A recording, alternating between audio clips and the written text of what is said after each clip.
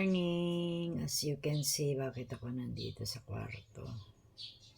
Yan, inatake ako ng aking vertigo kahapon pa. Kaloka. Now, actually, may gamot naman ako guys na iniinom para sa ating vertigo. So, uminom tayo ng Circ. Tapos, actually, hindi pala Circ yung ininom ko. Meron palang binigay si mama na pang-vertigo. Kasi sa family namin, ang may vertigo, ako, si mama, yung kapatid ko si Matet, si Nicole, yung pamangkin ko, yung kapatid kong lalaki, si Elvin, may vertigo din. Si Reggie, dito sa bahay may vertigo rin. Ewan ko kung saan nanggagaling yan. It's because of hereditary or dahil nagsasalamin ka. So, ang style po, pagka tayo ay may vertigo, kailangan natin uminom talaga ng gamot. Kasi pagka hindi ka uminom ng gamot, at humiga ka, or either nakatayo ka, mahihilo ka parang makakakita ka ng star-star na parang hindi mo maintindihan kung ano yun. Tapos para kang masusuka. So, hindi maganda sa pakiramdam na magbe-vertigo ka, parang ganon. So, yung gamot na yan, as needed. As needed naman yung sinasabi ng doktor. Parang hindi ka iinom pag wala ka nararamdaman. Pero there was an incident na uminom ako dati, siguro mga 1 week or 2 weeks yata prescribe ng doktor na kailangan mong inumin kasi worse yung aking vertigo dati. Naalala ko pala, yung asawa ng cousin ko na nasa Dubai yung si Ann. Yung asawa daw niya, inatake daw ng vertigo 1 month. Oh my goodness. So, hindi natin alam kung saan ba talaga nanggagaling yan. So, sabi ko pa, paano siya nakapagtrabaho ng kung 1 month siya inatake. Medyo ano kasi yun guys, pagka binibertigo kayo, mag-iingat kayo, huwag kayong tatayo. Kasi pwede kayong mahilo. Pwede naman kayong tumayo. Kaya lang alalay. At saka dapat nakasandal. As you can see, nakikita nyo, meron akong ano dito. Nakasandal ako ng mga ilang, siguro 45 minutes, 30 minutes, ganun. Kasi hindi ka pwedeng humiga totally na nakahiga. Pag humiga kang ganun, mag-i-spin yung paningin mo. So, mas lalong magiging worse ang ano mo. Tapos para kang masusuka. Mama ko, dati yan, pagka nagbe-vertigo siya, nagsusuka. Nagsusuka siya, tapos umiiyak pa nga siya kasi masama yung pakiramdam niya, parang ganun. Pero ako, hindi ko pa naman naranasan yung ganun na nagsuka. Siguro yung mga ganun cases, mga worse siguro yun. Katulad ni Reggie, si Reggie pagka nag-vertigo, nagsusuka. Si Manong Roger, yung driver namin dati, nagsuka din siya pero parang without na hindi yung vertigo kasi parang high blood siya Oo. Pero so far nagamot naman ata yung vertigo niya. So siguro mga 1 linggo din yata siya nagamutan. So yun ang aking ganap for today. Hindi tayo lalabas ngayon. Buti na lang walang schedule yung kapatid ko. Ang schedule ng kapatid ko is bukas.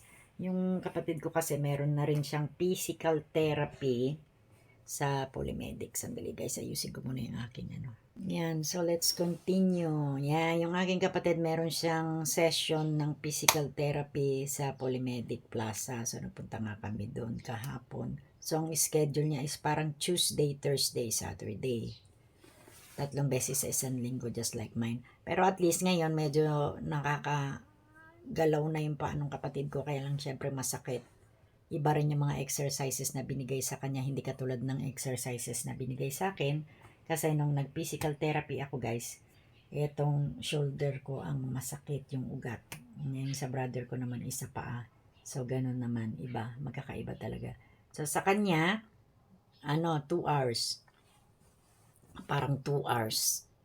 2 hours kasi parang pumasok kami kahapon ng 8:30, lumabas siya mga 10 mahigit na, so 2 hours yun. So yun, hopefully makarecover kaagad yung kapatid ko kasi siyempre mahirap yung iika-ika ka. Ang hirap pala ng maglakad ng ganun guys, yung nakasaklay ka lang, isang paa lang yung gumagana sa'yo, yung right right feet lang niya kasi yung kaliwa, yun yung yun yung nasagasaan yun yung nasagasaan sa kanya So, hopefully, makarecover na ng tuluyan yung aking kapatid para makalakad na siya kasi ang hirap na nakasaklay. Pag may imagine mo palang nakikita ko yung niya, yung nakasaklay, ang hirap pala na nakasaklay. Ang dami doon.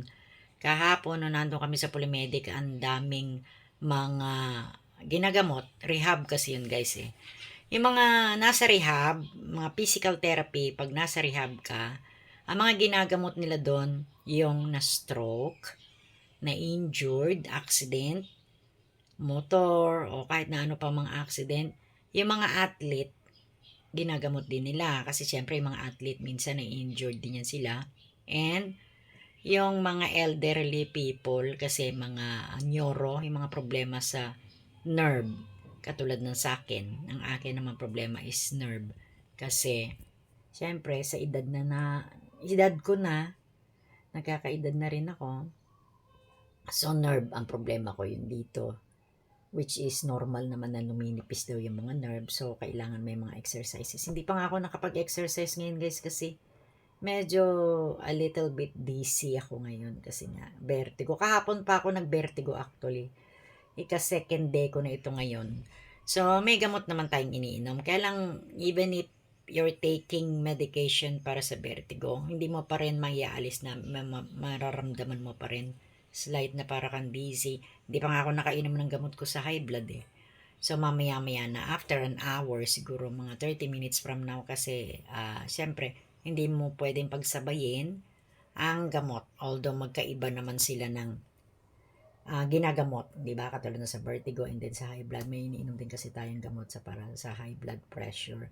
So anyway, thank you guys. See you. Update ko kayo sa mga susunod natin na vlog. Excited lang din ako kasi nakagawa din ako ng mga magagandang intro which is natutunan ko lang yon ng sarili ko. Walang nagturo sa akin. So inalam ko kung paano mag-edit, paano gumawa ng intro sa mga video. So thanks God, natututunan ko slowly. So anyway, see you sa aking second vlog, sa mga susunod na vlog natin in the next few days. I hope maging okay naman din ako bukas. Kasi gusto ko rin syempre nasasamahan ko yung kapatid ko sa kanyang physical therapy. Nasasamahan namin siya kasi hirap siya maglakad, kawawa naman, di ba? Pero andyan naman si Reggie, nandyan din naman yung isang pamangkin ko na mag-guide naman sa kanya, mga lalaki ang kasama niya. Hirap pa kasi siya maglakad at saka nakasaklay. Eh, syempre sa ospital, 'di ba may mga hagdan yan. Sabi ko doon sa kapatid ko, huwag ka doon sa hagdan.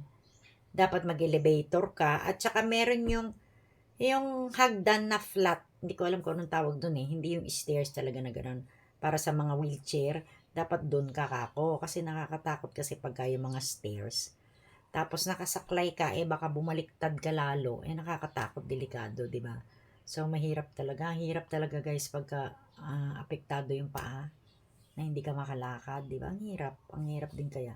So, I hope nga makarecover ng kaagad yung aking kapatid, di ba? So anyway, thank you guys. See you on my next vlog. Once again, this is Brit Pinay from the Philippines.